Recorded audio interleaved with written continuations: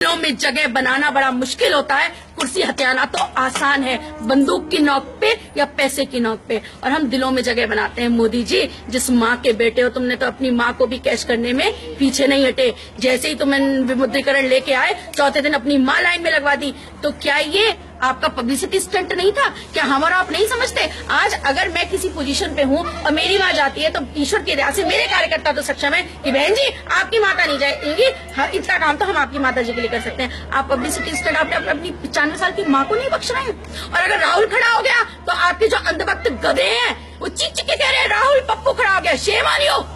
The words you are using for a person that too is a Hindu, this is your definition of Hindu. क्या ये आपके संस्कार है? आप अमीर और गरीब को भिड़वा रहे हैं। कल की शब्दावली देखी थी आपको, क्या उस शब्दावली और उस भाषण से ये नहीं लगता कि एक अहंकार का मुकुट उनके सर पर बैठ गया है और अहंकार में बोल रहे हैं कि जनधन वालों, आप तुरंत कहिएगा कि मैं मोदी को अभी चिट्ठी लिख रहा हूँ और पैसे वापस मत देना। क्यों साहब? जिसका वो पैसा वो मोदी ने कमा के दे दिया था।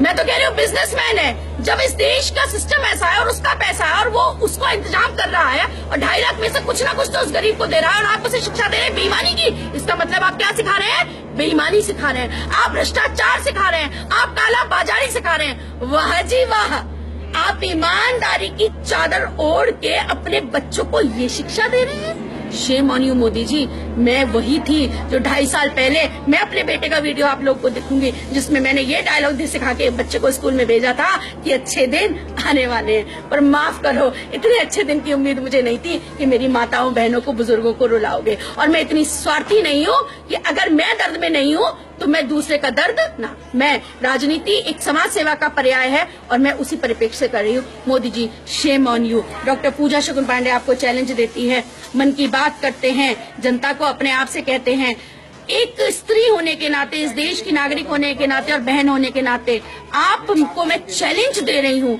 आप खुला मंच एक लें और मेरे बातों का सवाल दें, और अगर मुझे गलत साबित कर देंगे तो मैं उस खुले मंच से आपसे माफी मांगूंगी और आपकी मुरीद हो जाऊंगी और कहेंगे तो अपने प्राण भी त्याग दूंगी। परंतु अगर आप हार गए तो आपको सत्ता से तुरंत जो है त्याग पत्र देना होगा। मैं किसी राजनीतिक पार्टी की राष्ट्रीय सचिव होने के नाते आपको ये बात नहीं कह रही हूँ। मैं एक हिंदुस्तानी महिला, स्त्री, माता, बहन होने के नाते अपने देश के राजा से गुहार लगा रही हूँ। अगर है हिम्मत तो डॉक्टर पूजा शकुन पांडे से दो बातें खुले मंच पर करें, मजा आ जाएगा, विपक्ष भी चुप हो जाएगा और आप ठीक है तो आपकी जय, नहीं तो इस देश की जय। मुझे मेरी जय फिर भी नहीं चाहिए।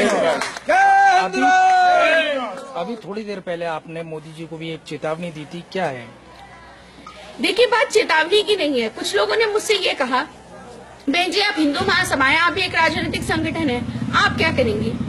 निश्चित तौर पर लोग हमारा मजाक बनाते हैं। आपके पास ना तो धन है, न बल है, न लोग हैं।